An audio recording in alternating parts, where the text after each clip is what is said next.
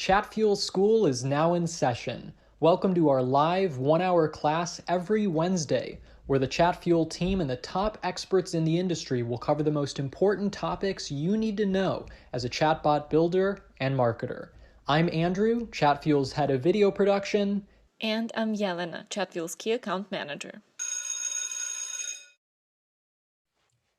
Have you ever had a conversation with someone that completely changed your mind? For me, one that comes to mind is my last semester in college. One morning I woke up, looked in the mirror, and although I don't look it, I said, Andrew, you've been eating way too much pizza, pasta, carbs. You need to go work out. You need to hit the gym.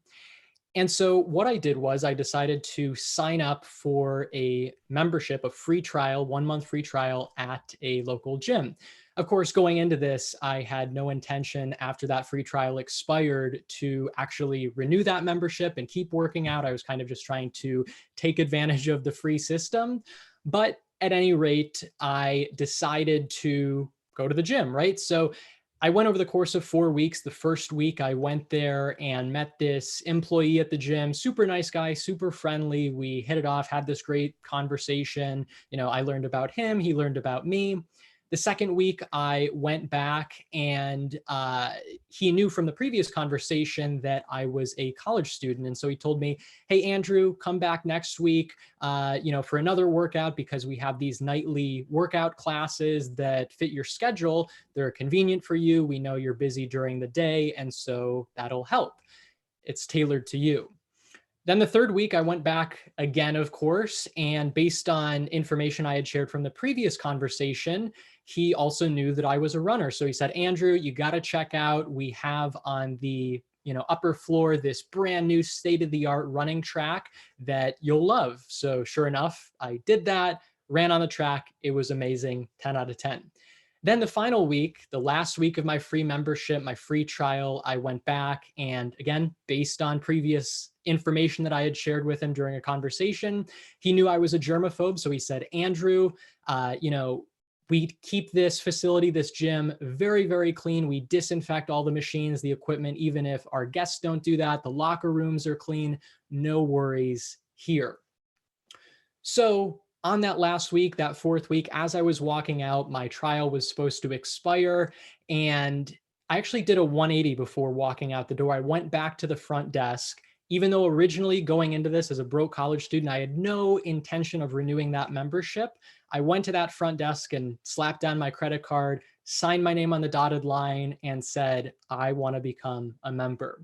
So what's the point of this, right? What the heck does it have to do with messenger marketing and automation? Well, put simply, that gym employee who I was talking to was a master of personalization and conversational design. He was able to turn me, without being salesy or pushy, from a cold lead, or not even a lead, into a warm paying customer that's going to come back again and again. So that is what you should aspire to do in your bots, in your messenger experiences, creating superb conversational design. Of course, that's our topic for today's Chatfuel School class. We are so happy to have with us a very, very special guest. But before we introduce who she is, I'm going to toss it over to Jelena, and then we'll move on. Thank you for that story. That's kind of why I don't go into gyms. I don't risk them taking my money and making me do all the hard work. Yeah, welcome guys. I hope you have your cup of coffee or your cup of tea ready and you're all cozy and ready to enjoy this.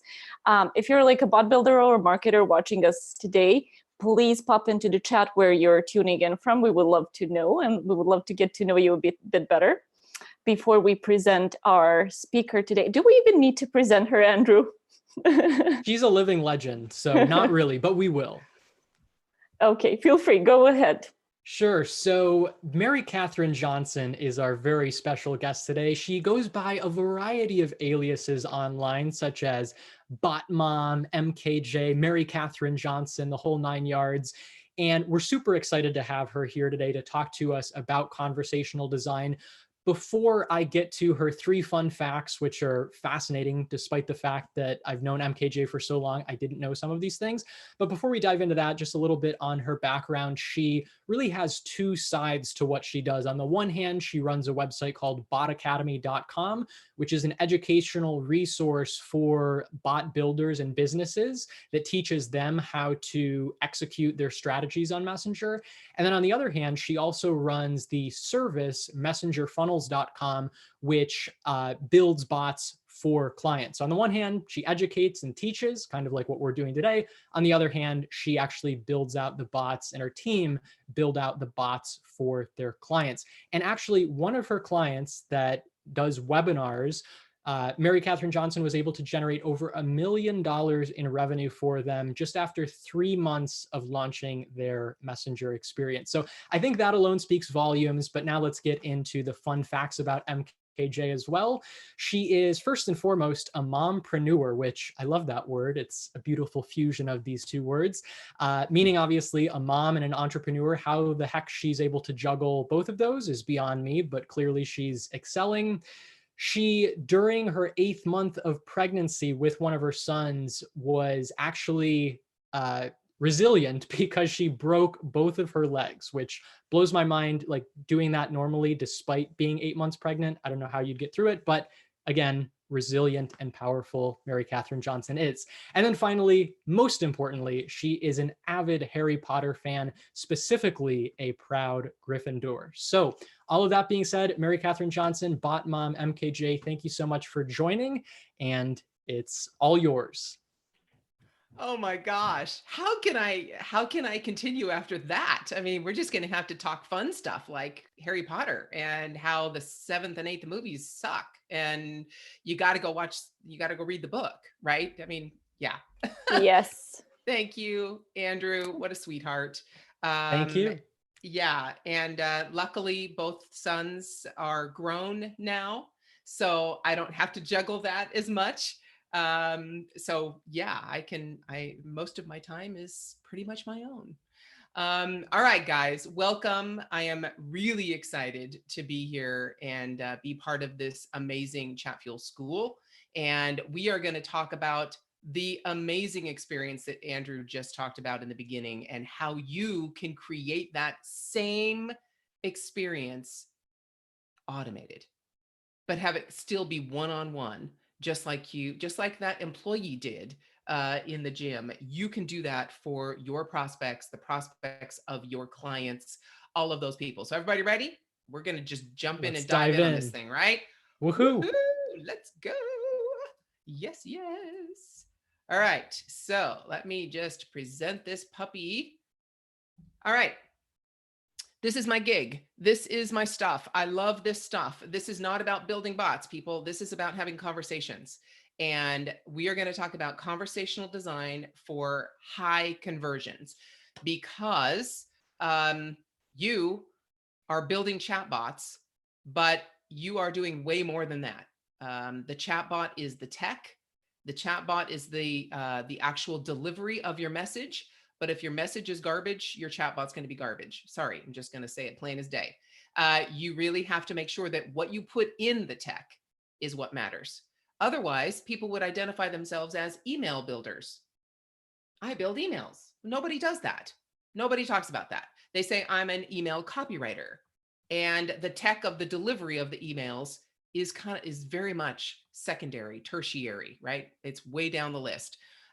What you put in the thing is what's going to get it to convert, not the thing itself. Okay, everybody with me? Yes, of course you are. So this is my promise to you. I promise you that during our time together, if you use these things that I'm going to share with you, the way I share them, the way I show you, you will make more money from happier customers, and you will help us create the future of marketing. Because there are many marketers creating chatbots and trying to nurture people through to a conversion that are doing it with traditional marketing, which I'm going to share with you in a minute. They're not using this futuristic approach. They're not using the medium we all have available to us in Messenger and in Chatfuel the way it's designed, unless you do what I'm going to talk about today. So I hope I've got your attention if you want more money from happier customers, because that's kind of all of our, yeah, we want happier customers, but we also want more money at the same time, of course. Let's print some Benjamins, MKJ. Let's go. All right. So traditional marketing, I've got to kind of share with you where we've gone, where we've come from, and then talk about where we're going. So traditional marketing is product-based. It's product-focused. It's all about the product and the business. Okay. I know you've seen these ads everywhere. McDonald's, Burger King, lots of companies use traditional marketing. It's all about the product. It's you see the ads of a Big Mac up on a billboard that says got meat, got beef, kind of idea that the old Burger King ads were doing.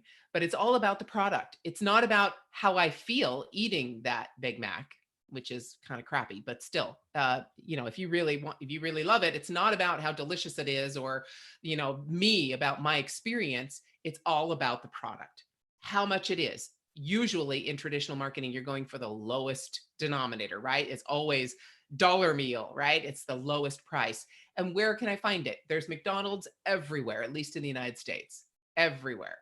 And then what advertising is there? What specials are going on? How do prospects find out about it? But again, this is traditional product-based, product-focused, as opposed to conversational. Okay, so here's where we come in. That's the old-fashioned marketing. This is new futuristic marketing, because really in your bot, that's what we're doing. We're marketing to people. So yes, it's tech, but you have to understand these marketing principles in order to get them to, in order to get your tech to really work to the best of your ability. It's all about the prospects, the needs, the wants, the demands of the prospect, the people that you're talking to, the value and the satisfaction that they're going to get from whatever it is you are producing and whatever it is you're presenting to them. What kind of relationships and communication are you having with them? Just like Andrew talked about in the beginning, that employee built a relationship with him and didn't have to sell because he knew exactly what Andrew wanted and had some profile interests ahead of time and made sure that he pointed out the pieces of the gym that specifically identified Andrew's profile, Andrew's needs. There are many. He could have talked about CrossFit. He could have talked about yoga. He could have talked about Pilates, but those didn't relate to what Andrew wanted. And that's what you need your bot to talk about. And that's how you build a relationship with people. This is key, the last thing on this slide, social and ethical responsibilities. I'm telling you right now, there are 2 books that I would recommend to you, and we can put them in the chat later. 2 books that I would highly recommend to you that will help you build these kinds of bots. Number 1, it's This is Marketing by Seth Godin. And number 2 is The Marketing Rebellion by Mark Schaefer, Schaeffer. And the reason I bring these up and the reason I focus on that last sentence is because, again, I mentioned my 2 sons are adults, 18 and 21 they are now, and soon to be 19 and 22. Oh my God, how did that happen? Anyway, soon to be a year older. And if you were trying to market to them, if you were trying to get their attention, you would not be able to do it through an ad. They have ad blockers on their phone.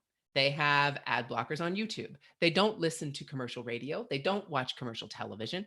They don't scroll the news feed on Facebook.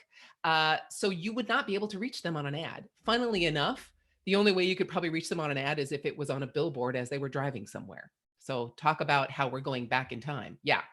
But from here forward, the way you can reach them is through their network and the things that are most important to them.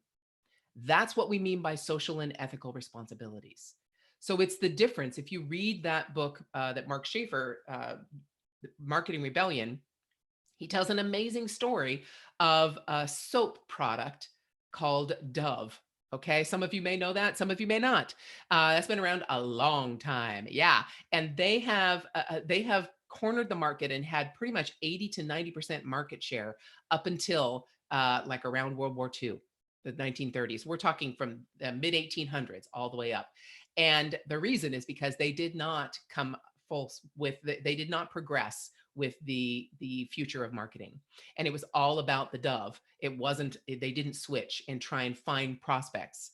And this kind of marketing, the social and ethical responsibilities, basically, when you communicate this way with your prospects, you are turning your customers into your marketing department, because that's how you're going to get people's attention. So my sons, if there is a particular product that they use, I know my younger son uses weights in his workout, even at home. He just works out at home. He doesn't need the gym, doesn't want to go to the gym. So he uses weights, and there's a particular type of weight that he really likes, like a dumbbell. And if he were to talk to his friends about it, he would specifically talk about this particular type of weight because of the rubber and how it's easy to put down and pick up at home, and he can store it easily and all of those kinds of things.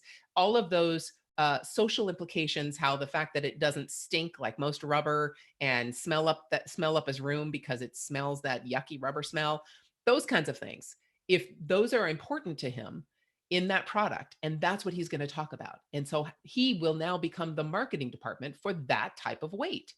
And that's what you need to create. Just like Andrew's going to become the marketing department for that particular gym, because he got his personal attention that he needed. He uses it exactly the way that he wants. And that is the future of marketing.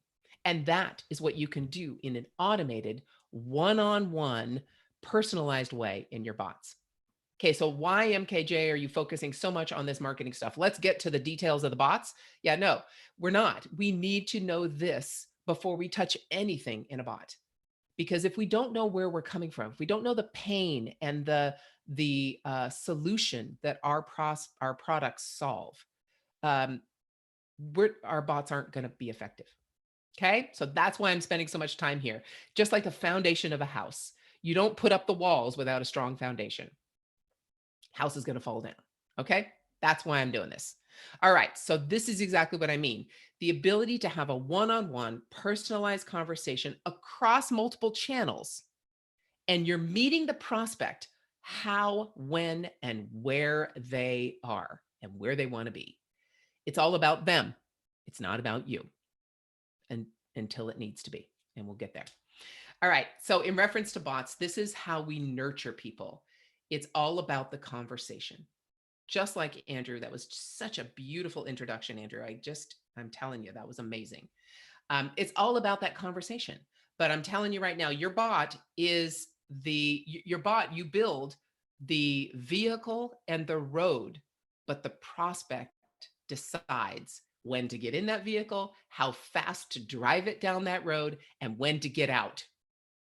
So they make the decision and they make the choice. You build the vehicle and the road, but they are in control. And if you remember that, instead of trying to force them to do certain things, you will have so much more success. Obviously, you know that Chatfuel can integrate with lots of different things. And so with that even personalizes our adventure for our customers even more. I call these adventures because that's what they are. And then once you get them into your bot, once you get them into this conversation, they then can decide if they're going to leave happily or if they're going to convert.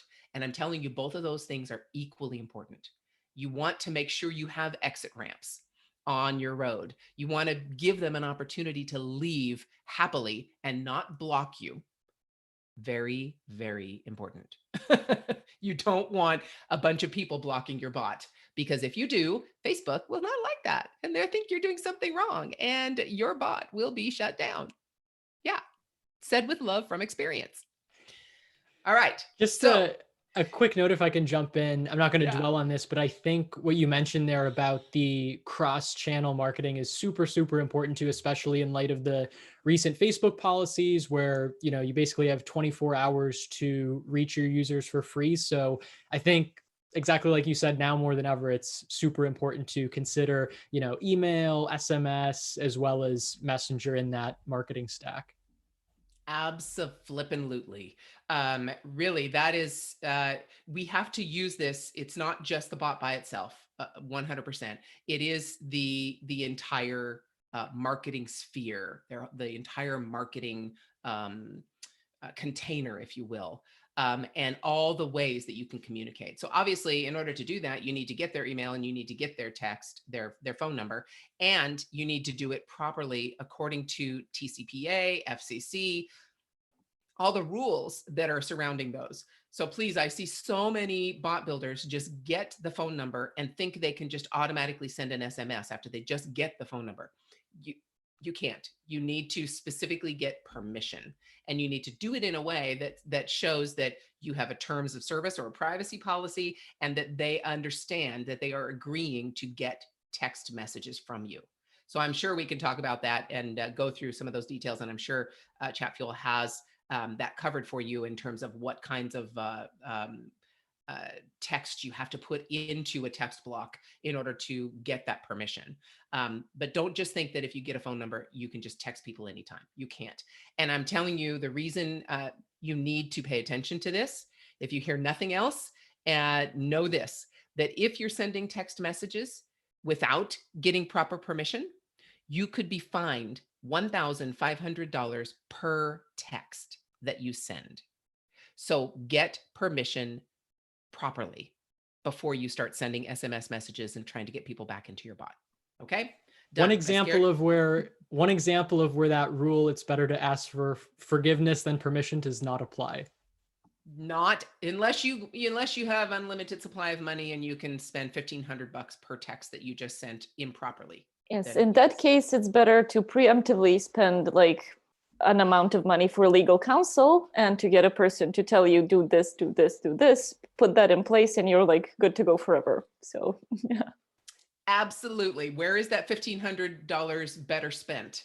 Repeatedly and from doing it wrong, or the first time in a lawyer to make sure that you have your policies in place before you even do it? Absolutely. Okay. So here are the fundamentals of this type of marketing. All right. So I'm going to dive into marketing specifically. Most of the people listening to my voice right now have played around in Chatfuel enough to understand the basics of how it works. Okay. I'm very, very happy about that. Most of the people listening to my voice know how the basics works. But now I am going to take you into what you put into that basic bot to get it to convert, because we all want conversions, right? Remember my promise: happier customers, more money. So in reference to this, we need to understand the basics of conversational marketing. Who is this prospect? And we're talking demographics, definitely. Are they women? Are they men? What are the ages? Where do they live? Do they own a house? Do they rent? All those basic demographics that you can find if you do some of those Facebook ad demographics, right? Who are they? Who are you looking at? Is this one of the client that Andrew mentioned, Allison J. Prince, where I was able to help her with her webinar? It wasn't actually when we first launched the webinar. We gained traction for we started in January, and by the time we got to June, that's when the webinar ramped up and just the curve went straight up to make her $1 million in 99 days. And with her, I'll just use her as an example, because we've been working together for more than 2 years. Her audience, who is her prospect? They are moms, most of the time stay-at-home moms with a family. And their number one need is to bring in some extra money for the household. That's who they are. And of course, the age range is going to be moms with kids school age. So they're not going to be my age mom. They're going to be, 25 to 45, right? And they need some extra money to bring into the household. That's their need. Why does Allison understand that need? Is because she was one of them. She was a mom who needed that same thing. She actually tells the story where she went to school to be a teacher. And when she graduated and she got her first teaching job, she was actually eligible for food stamps still. So had to do something else, had to figure something else out. And so she understands and went out to her yard and found some things that were in the trash that she turned into a product. We're not talking foodstuffs, right? We're talking wooden blocks, right? So she went in and stuff that were going to be thrown away, she turned into a product and actually sold it at a profit. So she was like, oh my gosh, I can do this, right? How will her product, which is teaching you how to create an e-commerce store, okay, that's what she does. How will that product improve the prospect's life? Well, obviously it will help them very inexpensively start a store and start making money and bring more money to their household. And what is it worth to them? Now, we're not talking about just the monetary worth. Of course, you can put a number on that, and she does. She talks about, once you reach your first $10,000 in sales, the first milestone is you reach your first $1,000 in sales. Then it's the $10,000 in sales. Then it goes up from there, $50,000, $100,000, and she celebrates each of those markers. So yes, it's numbers and monetary improvement, but the majority of the improvement is personal. It's transformational. It's not just financial. It is mindset transformation and lifestyle transformation. That's what she's selling, not just how to start an e-commerce store. She's selling those transformations. And I'm telling you, in your bot, that's what you're selling. You're not selling, a webinar or a course. You are selling a transformation. As an agency owner, if you are an agency owner and you want to build these for customers, you don't sell that I'm building a bot. You sell, I am helping you create a transformation in your business. I am helping you increase webinar show up rate by 30%. That's what you're selling, not the details of the bot. You're telling, I'm going to help you increase your conversion percentage by 10%, whatever. That's what you're selling. You're selling the transformation. You're selling, I'm going to get more people on your calendar who are qualified, not just more people on the calendar. So you're selling the transformation, not the details of the bot, not the number of text blocks or the integrations or any of that. That's the details of how you do it. You're selling what it produces. Am I hitting that over the head enough yet? Yeah. Just real quick on that. It reminds me of a very popular social media marketing agency guru, Tai Lopez, who I'm sure everybody's seen his ads. The big one is, him in his garage. And he's like, you know what I like more than these books behind me? Knowledge. He's like, you know what I like more than this new Lamborghini that I have here? Knowledge. And he points to the books. And long story short, he's using the transformation of learning about social media as a means to, get to this Lamborghini, this cool thing. So I think that's exactly what you're saying. That's exactly what I'm saying. My son brings that up to me all the time. We have that joke of exactly that exact ad. It's all about the knowledge, right? We say that all the time. It's all about the knowledge, and it's not in the most flattering way. Anyway, so yes, it is. What is it worth? Not just monetary, but transformation. And where can they get it? Obviously, here's the sales page. Click here, go there. It's really, so you look at these fundamentals of marketing, and how many of those questions, out of those 6 questions, how many are about me as the business owner? 2. The other 4 are all about the prospect. The first one's the prospect. The second one's the prospect. The third one is about me and why I understand those first 2. Then the third one is about the prospect. The fourth one is about the prospect. And the 6th one is about me, because where they can get it from my sales page. That's the point. It's all about them. It's all about understanding who they are, what they need, why they need it, and what transformation you can provide. And you can get as detailed as you want with this in a bot, or as simple. It does not have to be complicated. I have so many students who they can run circles around me in tech, absolutely run circles. I look at some of these things and like, oh, I didn't even think of that. I'm telling you, it happens all the time. And it's fantastic. It looks like a beautiful, technical, amazing thing, but does it get results? Really, doesn't matter how fancy the tech is if it doesn't get results. And if you know this and you know tech, oh my gosh, you are there. Nobody can hold you back. All right. How do we do this? How do we take that marketing knowledge we just went through? And I know I went through it fast, but I'm sure I can provide a copy of these slides, and you guys can go back and look at those questions, if you didn't take notes. Yep, right? We'll be providing them at the end. Awesome. So now that I've told you all those things, how in the world do you look at this and go, okay, great, MKJ, I've got this marketing, but how does that bring me into a bot and help me do that? Well, number one, we use mind mapping. I can't. I just, I get way too confused. I don't know where I am. I'm not quite sure where I'm going unless I have a mind map, unless I have a structure and a mind map already. And I'll show you what I mean in a minute. But whenever I create any bot or any marketing solution, I always start with the conversion first. So many people come to me and say, how do I get leads? I'm like, where are you sending them? It doesn't matter how you get leads if you don't have already designed where you're sending them and what the conversion is when they get in your bot. So start with it's backwards mapping. Start with the conversion first. Where are we going? Is it a calendar link? Is it an application that then leads to an appointment? Is it an application to a sales page? Is it straight to a sales page? Is it a challenge that then leads to a webinar? Is it a webinar attendance or registration? What's the conversion first of the bot? You know, the bot, unless you're actually selling something, you actually are designing an e-commerce store of some kind in the bot, you're not actually selling in the bot. You're not actually having the money transaction. You're sending them somewhere else for something else to happen. So what's that conversion? And then once you know that, you can then backwards map it and you can understand, okay, what does this prospect need to know, like, and trust about the business in order to take that action? Okay. Backwards map it from there. Start with a conversion. Then I call that middle part the messy middle, because it is messy. It's kind of messy sometimes. You have to experiment. You have to iterate. You have to go in there and go, okay, so 80% clicked this button, but then the next interaction I had, only 20% clicked after that.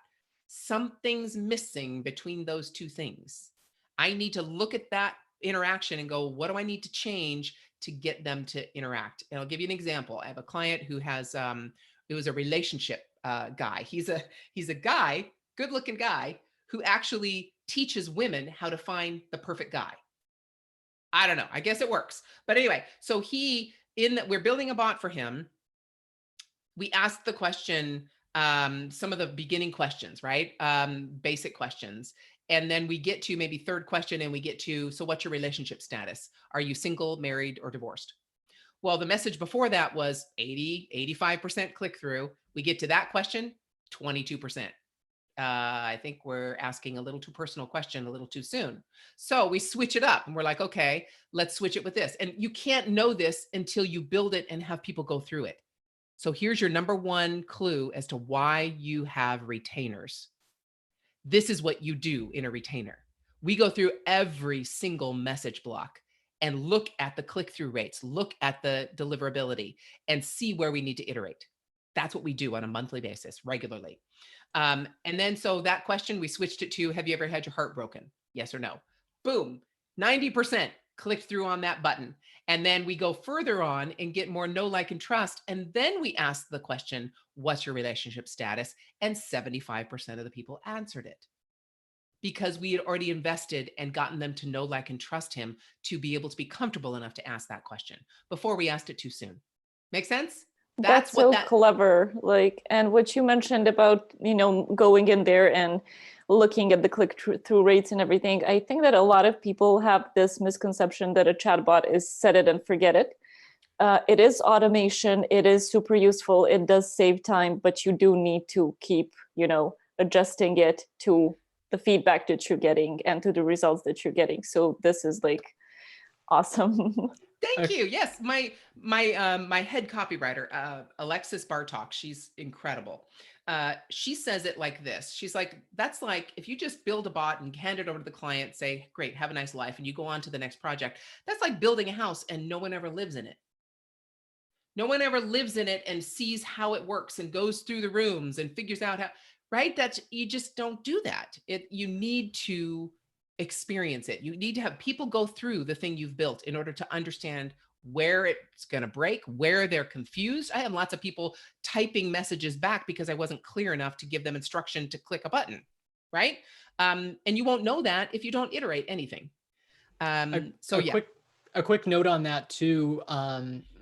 I know here we're talking a lot about the high level strategy and all that, but just a quick note, there are two like technical tools in Chatfuel that I'd recommend here. One, the A/B test plugin, which allows you to do exactly what MKJ is talking about, split traffic to different, ways that the bot is designed to see which one converts better. And then also our newly released Send Analytics Events to Facebook plugin, which is a mouthful, but it allows you to visualize kind of each step of the funnel so you can very clearly see where that drop off is and then iterate accordingly.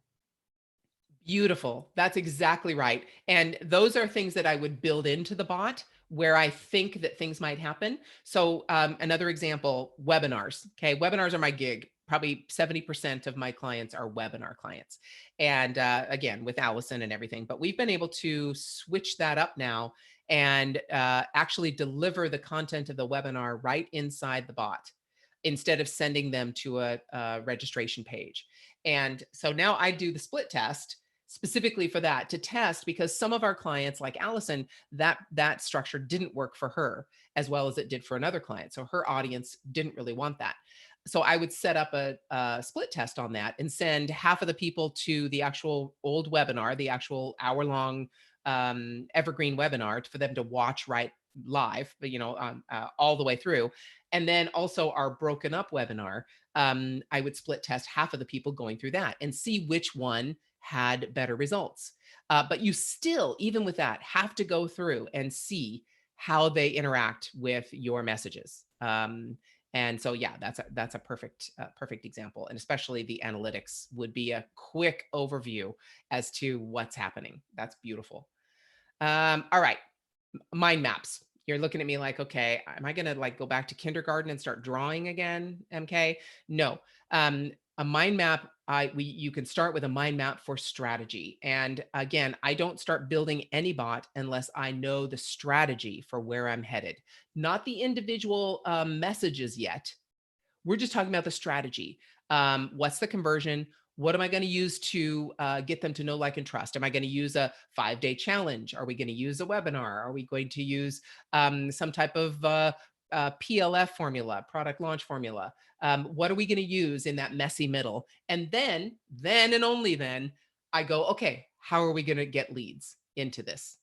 And so look at that overall strategy. This is what I'm talking about. Very simple. You just go into Google Slides or Google Drawing and start drawing out boxes and putting stuff in there. So this is a strategy map for a skincare wholesaler. So this is a distributor of skincare products. And so the conversion is over on the right-hand side. Both of those adventures, those split adventures, are both going to get people to register for a wholesale account and buy product. So the prospect here are they're estheticians or spas or salons who might need these skincare products. So it's a B2B funnel. So there's the conversion, register for a wholesale account and buy product. How are we going to get them to know, like, and trust? Well, there are two segments after asking questions of this client. People buy either based on the brand because they're loyal to a particular brand or they like a particular brand, or they buy based on a particular skin concern. Acne, wrinkles, dry skin, whatever. And so we have to segment those two types of people, and then nurture them based on that particular concern, whether it's skin concerns or brands. And then we go further to the left. Then that's where we're going to ask them, we're going to segment, are you looking for products based on brand? Or are you looking for products based on a particular skin concern? And of course, skin concern, I can get more detailed there and branch that off even further. Again, I can recommend specific products for acne. I can recommend specific products for wrinkles, all those things, sunscreen, that kind of stuff. And then we're going to go further to the left. They're going to opt in for messenger and email. And then the lead generation we're going to do is at the top there, entrances, Facebook ad, blog post with a lead magnet, comment tool, customer chat on the site, scan codes or QR codes at trade shows. All those places are how we're going to get people in. So you see, this is a high level, 30,000 feet. You can't see the grass, the individual blades of grass at 30,000 feet. The individual blades of grass are the individual actual messages. This is the overall strategy of what we're going to do. And start there. Start with the strategy of a mind map before you start diving into anything in your bot, because this can get your brain wrapped around how you're communicating and who you're communicating to and all those marketing things that we talked about. So this is a simple one, just in a Google slide, very simple. This next one obviously might give you a headache. I doubt it, because most of the people here are techie people. So they're probably like, ooh, I love this. Yeah, so this is much more complicated. It's Funalytics. I'm sure you're familiar with that. But it basically is a webinar structure. It's a webinar strategy. You notice this is not individual messages. This is the strategy. This is just the strategy for 3 different ways of getting into a webinar. They're all leading to that. As you can see, all those arrows lead to that one box, which is a webinar registration. And then it leads to purchases and all those things. So this is the overall strategy for a much more complicated funnel. Many more different entrances that this particular client had, and how we were going to get people to that conversion. Okay. It could be as detailed as this, but it's still strategy. And then we've got to go in and do all the individual messages for each of those things, right? Yeah. All right. You can also use a mind map for those individual messages. All right. So we've used the mind map first for the strategy. Now we're like, okay, I typically take this mind map and I would go meet with the client in my agency. I would go meet with the client and say, okay, here are the ways that we're going to nurture people to get them to that webinar. Does this make sense? Are these things, the things that you've told me that you have in your marketing toolkit, are these the things, does this make sense to you? Do you agree with this? And I would get them to mark off on it. Yep, this is amazing. This is brilliant. Most of the time they're going to be like, okay. Looks like a spider web. Yeah, they're most of the time they're not marketers. They're not going to understand completely. Some of them are very savvy, so yes, they'll get it. But most of them are like, yeah, my God, you're a wizard. What in the world, right? So yeah, show it to them, and then you get into the individual messages for the mind map. And this is what we're talking about. Again, I go back to a Google drawing. I'm not going to jump into Chatfuel and just start making messages, because I know once I get down to the message and I get that button and I'm like, crap, where am I going next? Okay, you got to know where you're headed. And once you do that, then once you understand all of those, all the messages, all the individuals you can see, and obviously this is way too small of type for you to see, but you'll see I've got a welcome message, I've got the actual messages and a PS, I've got the little round circles that are buttons, I can show where they're going. I map out the entire thing in a mind map, because I'm not going to invite my client into the back end of Chatfuel and make them go through all the messages to tell me if I'm getting their copy right, because this has to speak from their perspective. So I'm going to put it all in here. I'm going to share this document with the client and say, do I get it? Am I understanding? Am I speaking your language? Am I speaking to your prospects? Is this the way that you would speak? Do you agree that these are the messages I would send, that you would send? And I'm going to talk later about how you do this and give you a very specific exercise to do. But in the meantime, it's time for recess, guys.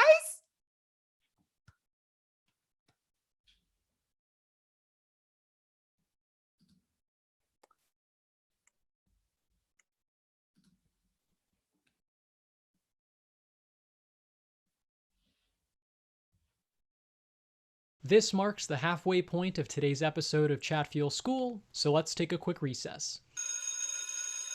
Are your chatbots lame, dull, lifeless, and not making any money? Hi, Andrew Demeter here for the world's most powerful free plan, Chatfuel.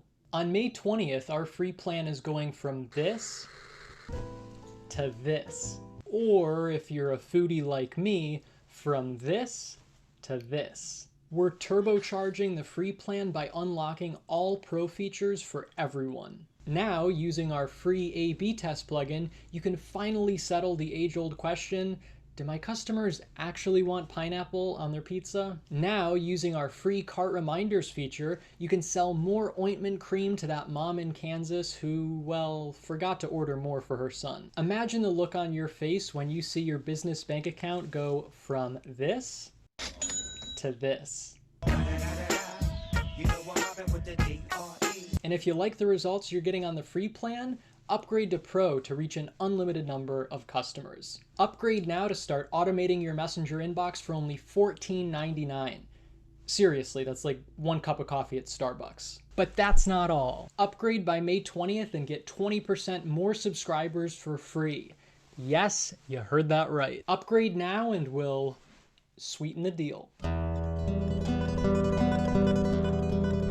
We'll throw in priority support, so you'll get lightning fast answers that save you time and headaches. But wait, there's more. Shh. Get a $100 Facebook ads credit for your business too. That's right, more than a $100 value for just $14.99.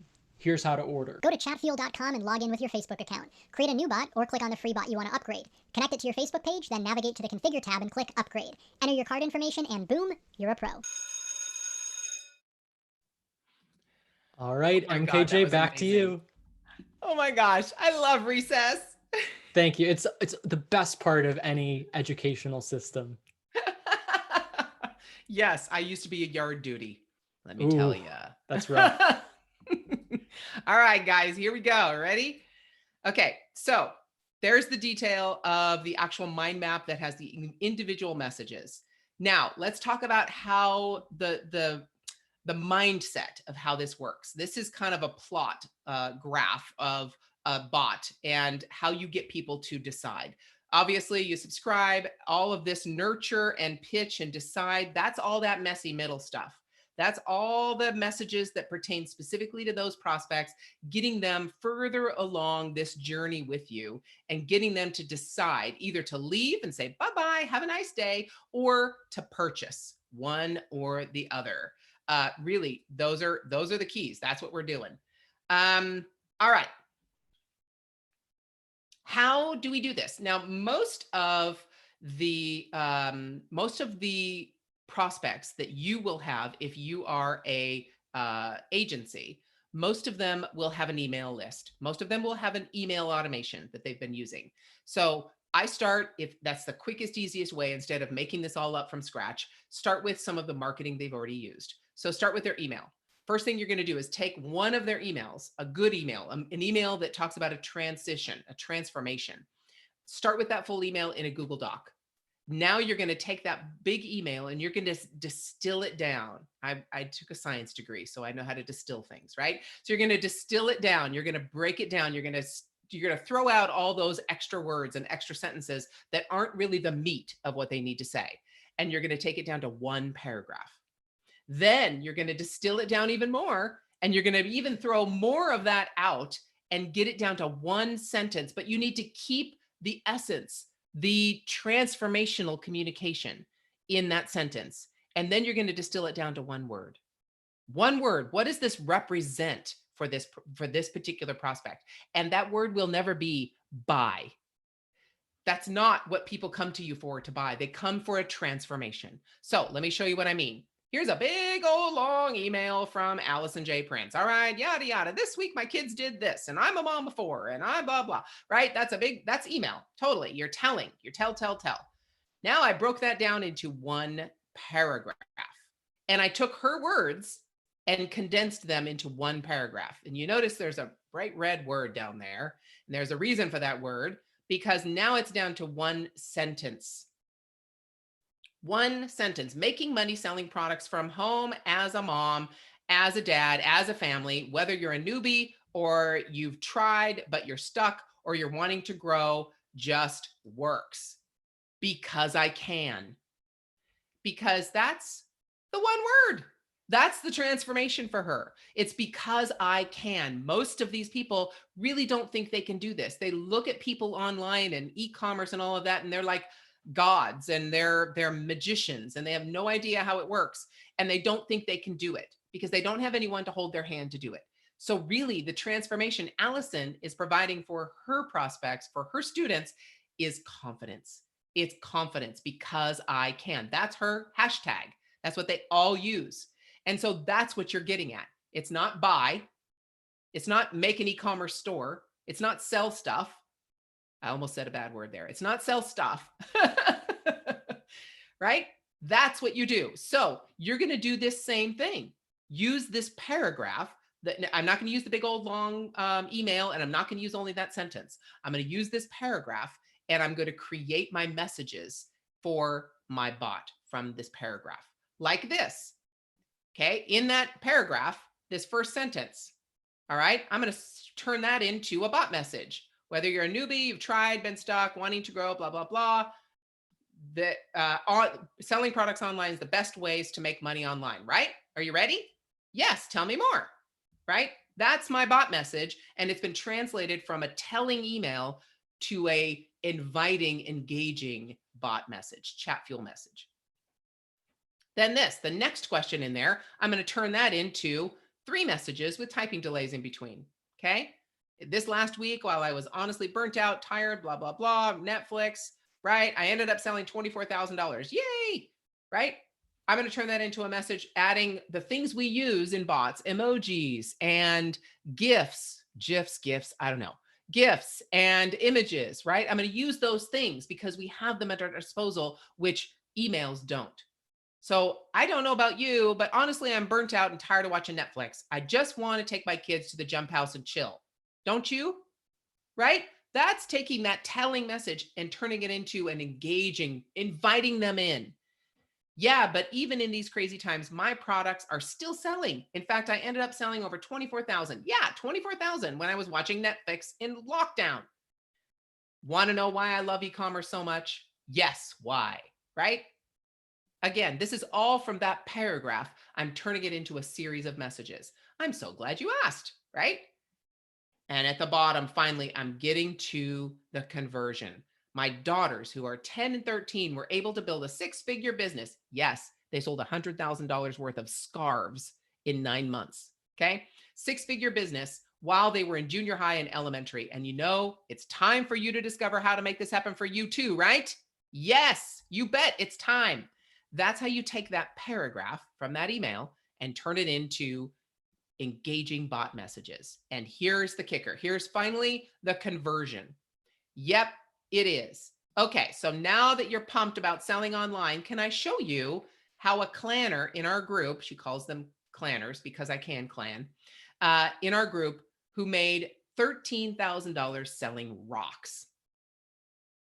Okay, it's about the prospect. It's not about, she doesn't say here, and I don't say here in the bot, I can't wait to show you how my amazing training that has 52 videos and 5,000 worksheets and all this stuff can help you sell. It's not about me and my products. It's about the prospect. The prospect is going to relate to this person selling $13,000 selling rocks. What? Okay, that's what it's about. So when you look at the calls to action, email, there's one call to action in each email. It's a single commitment. It's text delivered only. And when you get them to click it, you go outside of email to do it. Messenger, on the other hand, you can have many small calls to action, many mini yeses, micro commitments, use emojis, make it interactive, and you can deliver things right inside the medium. You know this, guys. So the thing that both of them do, but that Messenger does so much better, create FOMO, sparingly, please. We all know we don't want to spam people and make false FOMO, right? You can be creative. You can use numbers. You can bring out the emotion, pitch them, and command them to take action. That's what calls to action are about. Okay, so now we're getting more into the details of what to put in your bot to get people to actually convert when they finally, after you've warmed them up like I showed you in the email. Using commanding verbs, words that provoke emotion and enthusiasm, like that, what? I mean, we all know what that looks like. We all know what that feels like. Using one of those screaming emojis, right? All of that provokes that emotion. Give a reason why they should take that action. Again, FOMO sparingly, please. Be creative and using numbers, you know, the 5 steps, right? Or the 3 simple tasks or any of those kinds of things. Those are the 7 basics of highly effective calls to action in your bot. Okay. And MKJ, you just used that last tip on this slide itself, the 7 basics with CTAs. See? Brilliant. See? That's how we do it. So you saw how we did the strategy. Now we're getting more detailed. I show you how to take that email and break it into bot messages. It's not that hard. You just need to understand the prospect, get them to engage, change the wording so that it's actually back and forth rather than tell. I swear to God, anybody who goes in there and takes an email and breaks it up into chunks and dumps it in a bot, chatbot mom gonna come find you and smack you. Don't do that. Don't do that. change, adapt, translate that copy to be more engaging so that you actually get people to participate. You don't smack them and tell them all the time. Okay, so now that's how we're getting into these details. 7, and here are the common calls to action. Sign up now, get more tips, try now, join now. What we do, download now, take me there, find out how, show me now, right? All these different things, and they're going to be action oriented to get people to click that button because they identify with that. Claim, access, right? Those kinds of words you're going to need to use. And again, you're going to get this slide, so you don't have to write them all down. But these are the common things that we use in the bot. And I know you all have used many, many more. So keep going. Number 1, your messages need to be visual. In other words, emojis, video, audio. Well, not audio isn't visual. Video, images, those kinds of things. They need to be short. Do not put paragraphs in your messages. If you have to return, you enter and you leave a blank space, I do that very sparingly because that's not text-like. Most of us don't text in paragraphs in one message. If we're going to put a paragraph, we usually send the message and start the next message, right? You do the same thing in your bot. So very sparingly, I use a blank space in my bot for effect. So I'm telling someone something or getting something in the text block and I want a blank space there because I'm going to say, are you finally ready? That I want those words to stand out, right? That's when I use that. Otherwise, I don't.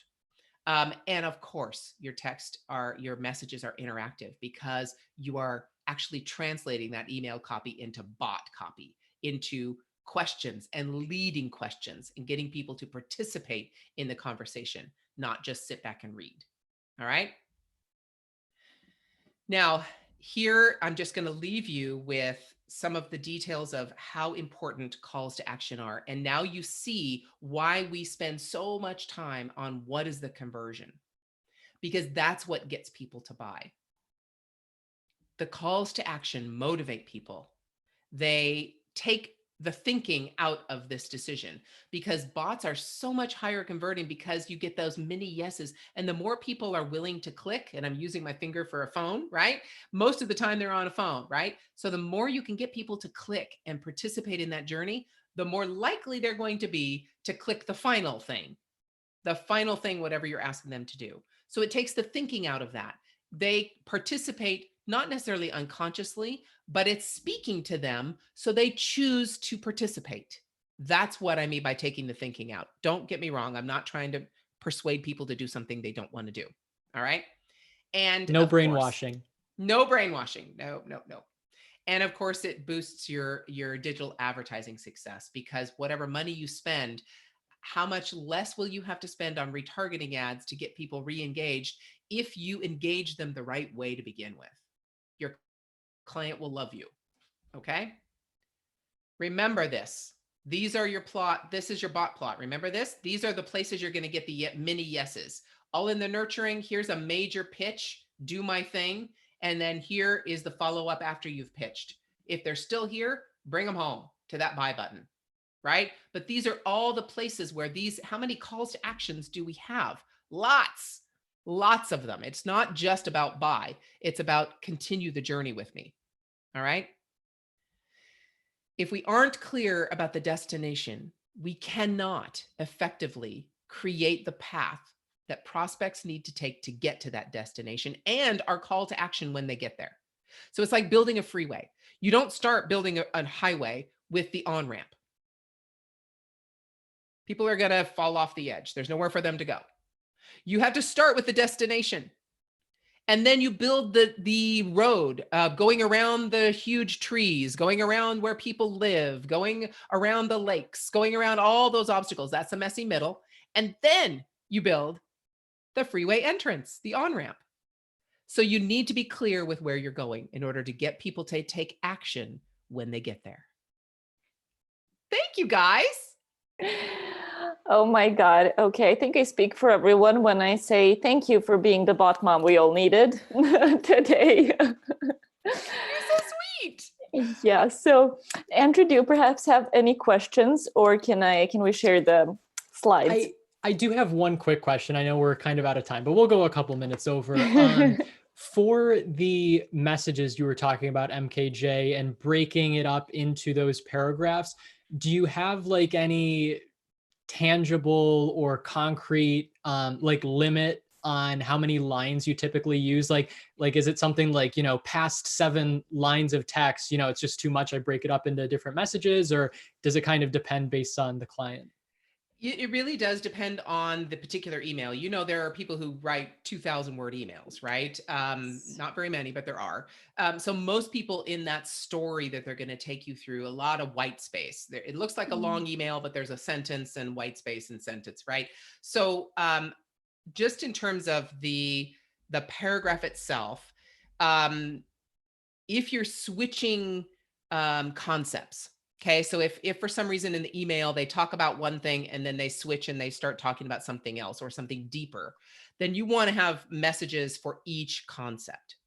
When you talk about number of lines, I probably don't worry about that. I try and get as detailed as I can, and cut out all the extra words but still keep the essence of what that email is trying to say. I will say there are specific guidelines that I use when I put those messages in a bot. So I don't go over 160 characters per text block. Very rarely do I ever do that. So 100, I used to be a Twitter gal before I started in bots. And so this is back when it was just 140 characters and you didn't have images and all that stuff. And so I wasn't a Facebook gal. I wasn't like talking about what my kids did and showing the picture of my meal. And I didn't do that. So, but when bots came along, it was like Facebook and Twitter had a baby.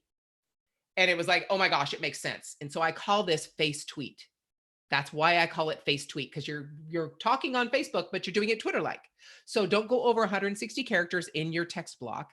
And each line in your text block should be about the number of seconds that you're going to wait between that message and the next. So if you're going over 7 seconds, you got too much stuff in there. Okay. I usually don't go over 5 or 6 if I can help it. So those are the two things that I have concrete numbers for.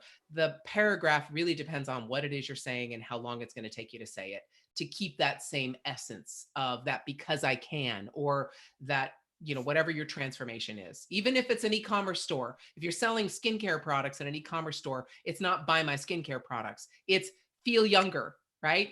It's whatever. It's that transformation. So did that answer it? I always say don't do like huge paragraphs of text because that sounds like someone's in trouble, you know, someone did something wrong. So let's not like evoke those feelings. Cool. So what we had when it comes to questions is some folks wanted to see your bots to get like a feel for what that experience looks like. We had people thanking you for the recommendation because they didn't know about the second book you mentioned. So thank you for that. I think I also like went to find it on Amazon. So you need to read it. You read, so both of those books that basically Seth Godin says, if you're relying on advertising for your business, you are going to lose in the long run. Mm-hmm. You have to find a way to market to your prospects outside of advertising, because it's not going to work. And Mark Schaefer specifically says and complements that by saying, your customers need to become your marketing department. So you bot builders out there who are doing these amazing referral programs and review processes, all those kinds of things, and you're helping your customers build that base. What I do a lot with my customers or my clients is like ambassador programs, getting people to be ambassadors of the brand. The more you do that, the more those prospects now become the marketing department. And it takes some of the stress off of your shoulders to have to get leads, because there are minions out there doing it for you. Yeah, so since we talked about so many things today, let's share the link where folks can get the slides and all these action-packed tips, because there was so much. Yes, we're also going to pop the link in the chat on YouTube, if that's where you're watching. And before, yes, this is the last moment to get any questions, any last minute questions in for MKJ Live. We also left in the YouTube video description the links to her website and other places where you can reach out to her if you want to discuss this further. But before you guys leave, I just have one very important thing to share with you. I would like to invite you to join us next week, same time, same place. We are going to be talking about how to make your bots smarter and get them to take over the world. I mean, or just like sell products and stuff like that. Either of that, we're going to have a guy who has a lot of experience with both of those, I think. Josh Barkin from Janis AI will be joining us. And you really don't want to miss this because he's going to be talking about how to use NLP to increase your sales, or the other thing I mentioned, no matter what your budget is and no matter what your skill level is. Yes, same time, same place. And one of the questions that were asked was how do I go through one of my bots? And Yes. if you go to my website, any of the calls to action on my website all lead to a bot. So user-friendly. I welcome, go through, give me feedback, tell me what you think, say hi, whatever. It's so user-friendly, you'd think that MKJ was a marketing expert, which she is. Anyway, thank you everybody for joining. Join us next week, as Jelena said, same time, same place for another episode of Chatfuel School, and happy botting.